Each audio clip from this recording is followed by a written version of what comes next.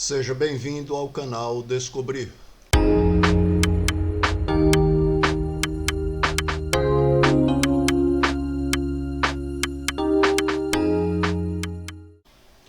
Hoje iremos descobrir sobre o código Morse. Criado e inventado por Samuel Morse e por Alfred Lewis, americanos, é um código que usa sinais sonoros para transmitir mensagens usando apenas pontos, traços e espaços. Esses caracteres, como você pode ver aí na imagem, eles só podem ser decifrados por ouvinte habilitado. E esse ouvinte habilitado precisa de muito treinamento, mas é perfeitamente possível porque esse código ele foi usado por muito mais de 150 e quase 155 anos. E foi mais uma das criações do século XIX, dos anos 1800. Muito popular entre os radioamadores, hoje, por conta da evolução, ele já caiu em desuso. Mas, mesmo assim, existem aqueles que são saudosistas que mantêm a utilização do código Morse como uma forma de comunicação entre eles. Sempre foi muito utilizado na navegação aérea. Hoje, por conta do radiofarol e do VOR, eles deixaram de ser utilizados. Mas ainda é comum pessoas utilizarem o código Morse para comunicação simples, tipo comunicação de desastre, de acidente ou de iminência de acidente, principalmente com pedido de socorro, o famoso SOS. Hoje, com o avanço da informática, você tem esse sinal de socorro emitido por um app no seu celular. Ouça, por exemplo, o som do SOS. Vou repetir. Além dessa forma, você tem também a forma da lanterna, que é uma outra opção para você, por exemplo, que está numa situação escura ou num local escuro e que precisa comunicar que está em perigo. Você pode usar perfeitamente a lanterna do seu celular com um aplicativo que existe disponível e gratuito. Veja.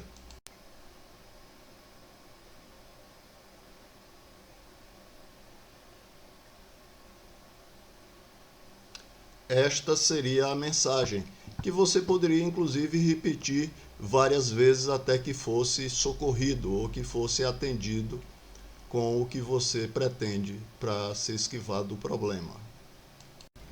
Importante salientar que o sistema de telégrafo elétrico ele foi concebido por volta de 1836, início de 1836. E apenas em 24 de maio de 1844 que Morse apresentou o seu código para que pudesse ser utilizado na primeira transmissão, que foi de Washington, D.C. a Baltimore, uma cidade dos Estados Unidos.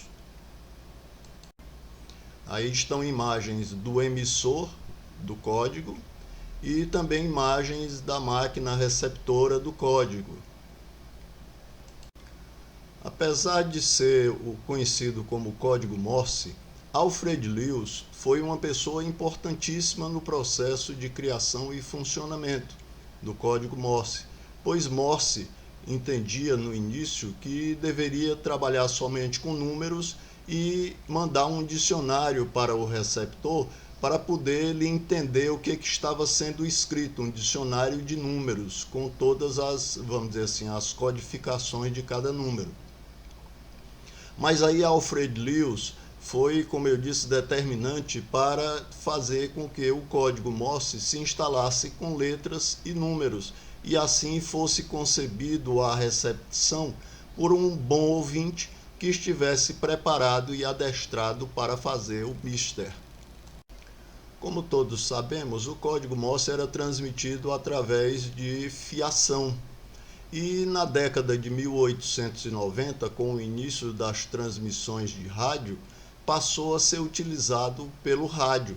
E essas transmissões, elas, vamos dizer assim, elas ficaram permanentemente pelo rádio até o momento em que começaram a transmitir voz, coisa que não era possível no início das transmissões de rádio.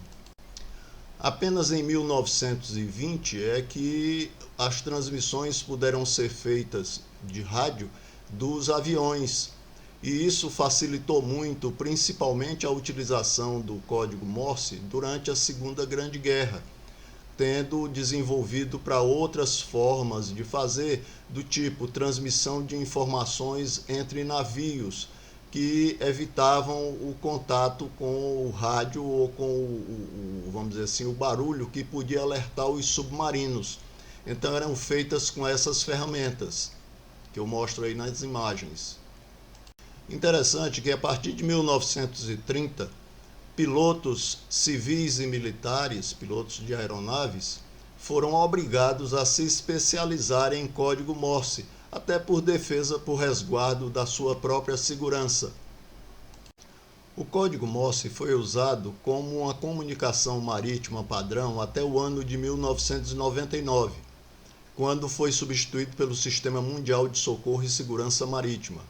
Quando a Marinha Francesa, em 31 de janeiro de 1997, transmitiu sua mensagem final, ela transmitiu da seguinte forma: chamando todos, este é o nosso último brado antes do silêncio eterno. Hoje quase nenhuma nação monitora transmissões de código Morse.